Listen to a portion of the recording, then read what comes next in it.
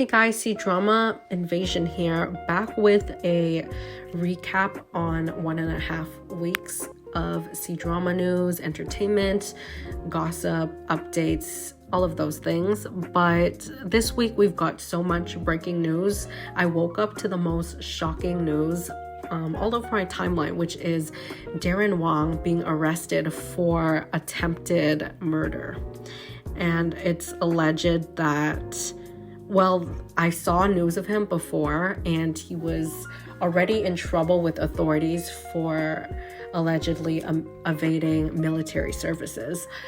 But it has snowballed, and I think that's where it started. So the second the cops are investigating him, they're seeing a lot of different things in his past that is not adding up, and now they're charging him for it.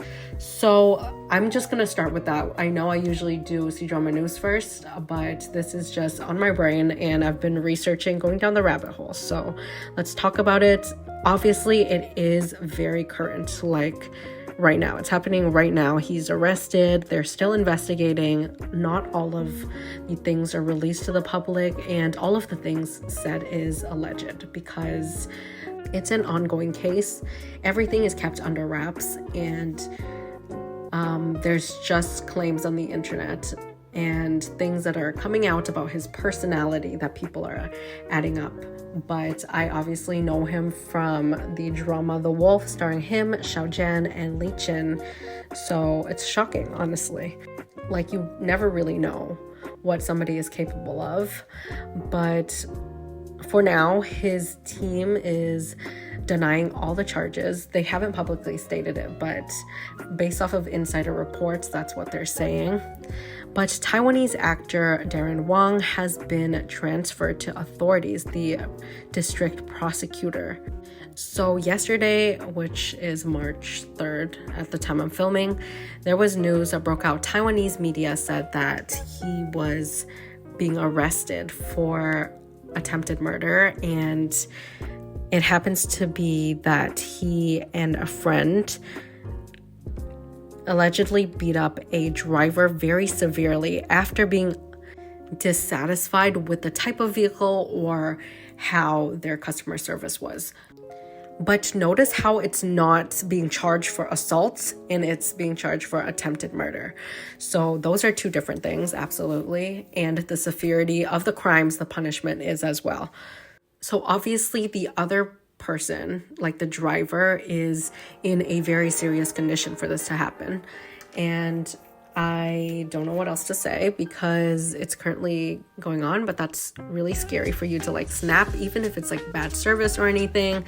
Thing to do, if I was in that case, I would be like, okay, I'm giving you a horrible review. Maybe I'll call up the company and like complain about the driver or the situation, but to escalate to violence is crazy. There's photos of him being detained at 10 p.m. yesterday, and the official news from Taiwan Military Service Bureau said that he will still go to court while he serves the army.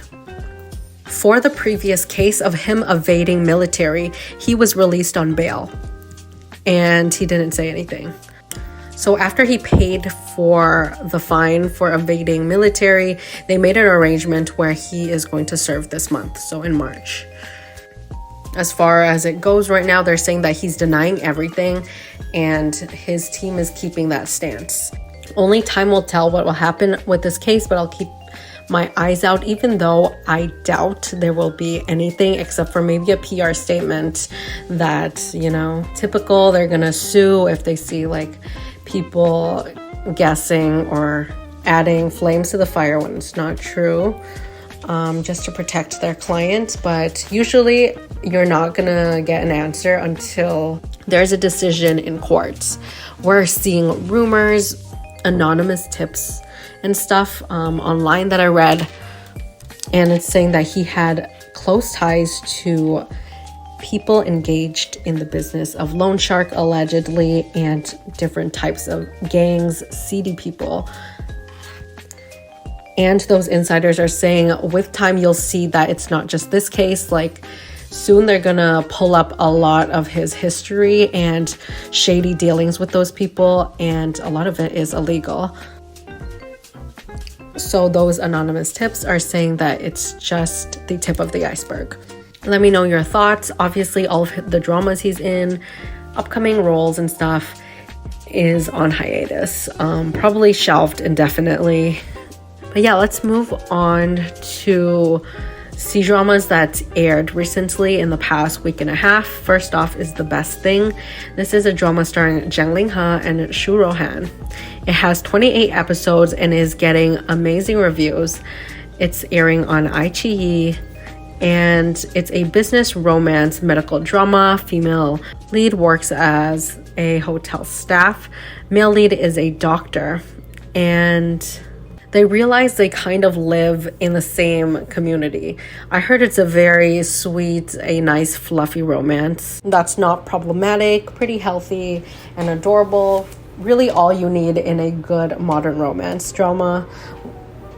Then next drama that aired is Love and Sword, starring Gao Zhiting and Xuan Lu. This was actually filmed in 2022. So apparently you can tell. Based off of the comments, it's not the best quality. And I mean, it's 24 episodes. It's a rom-com wuxia with some time travel elements.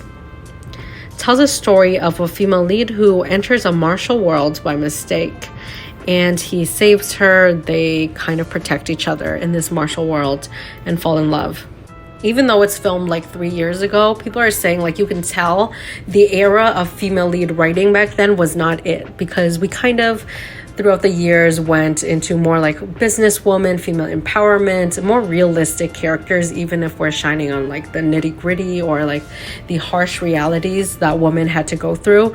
But people are saying like they can't stand the female lead here.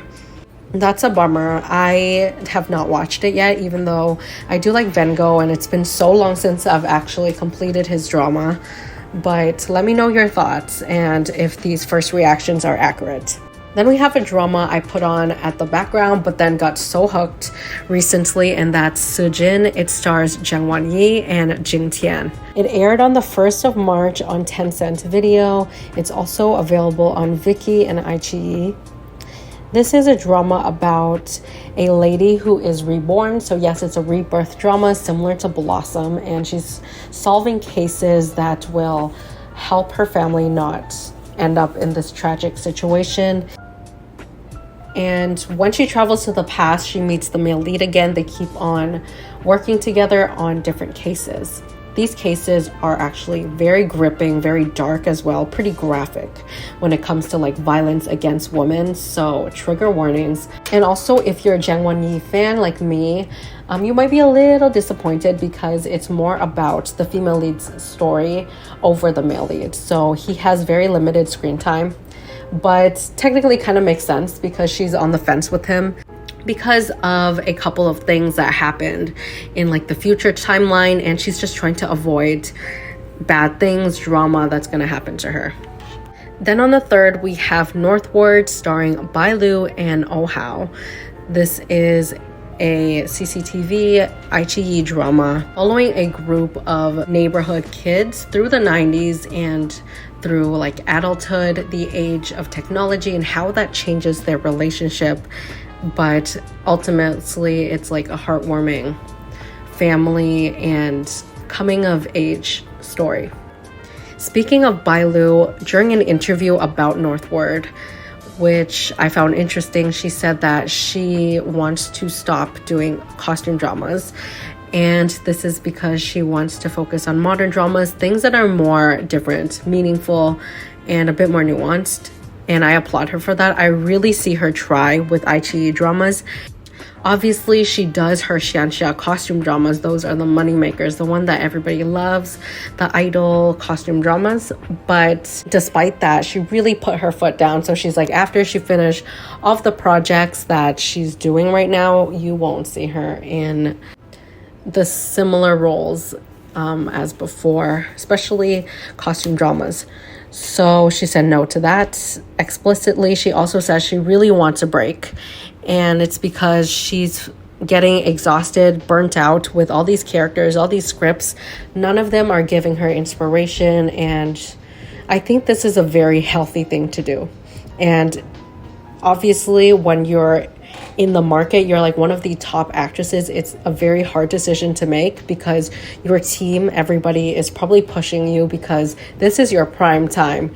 You in this 3 to 5 years, like it's like hustle, hustle, hustle. But with recent situations with Zhao Lu, just her crazy work schedule, this is so important for young actors or anybody in the spotlight to take a step back and really balance their times and priorities, because yeah, she can be doing all of these amazing like popular dramas, but at the end of the day, I hope that she's fulfilled and she's already making good money. It's time to prioritize herself and what she really wants in her career as an actress and also personal life. I think this means she's going to focus more on like movies and variety shows. She's so good. She's like everywhere on variety shows, which might be less stressful and more fulfilling. I'm happy for her. And more good news is the Double's leading actress Wu Jinyan and her husband Hong Yao welcomed their first child, which is a baby girl. She was born in mid-February. And finally, some good rumors about the K-drama Hallyu ban situation that's been going on for 8 years, which is wild. And they're saying that it will be lifted during May. So a couple more months to go, but that's crazy. And we've been seeing them test the waters. A lot of people are making like memes on the internet saying thank you, Song Yu-chi, which is the most famous K-pop idol that's allowed to be on like Chinese television because she is of Chinese background. She's obviously in Keep Running, but she has multiple businesses. A lot is going well for her. Variety shows, she's everywhere, and they love her. So yeah, people are saying that maybe that's why they rethought the economic ties, but I think it's just something that's been in the works, but they never had a definite date until now. So crossing fingers that that's true. So all of the Chinese fans can, go to K-pop concerts without being banned. Cough, cough, Angelababy. And how fun would it be to see a lot of like Korean and Chinese celebrities doing red carpets and stuff together again? I remember they used to do like dramas and movies, crossovers, all of that. But of course, the internet is the internet, so there's just been memes all over the place. And one of my favorite ones is them watching Squid Games after it's available, and then they gotta ban it again, which is so funny. But there's kind of a logic behind that, because we know K-dramas has progressed so much in like the past 8 years. It's been crazy. Netflix has a huge American like influence. Obviously, Squid Games. The American fans love like the death games, those type of like very intense, bloody, gory horror genre.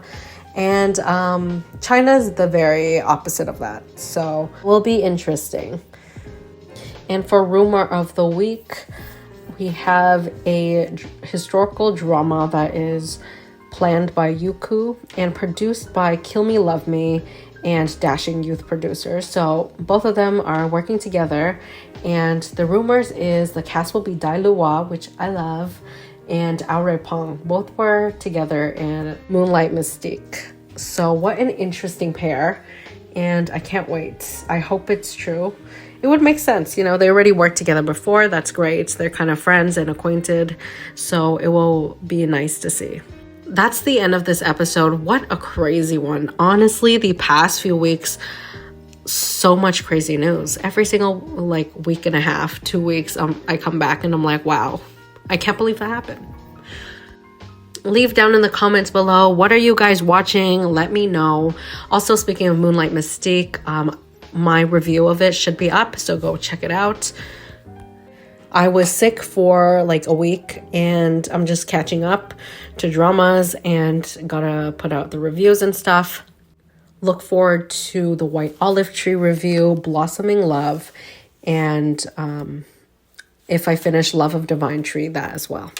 And I'll see you guys in the next one.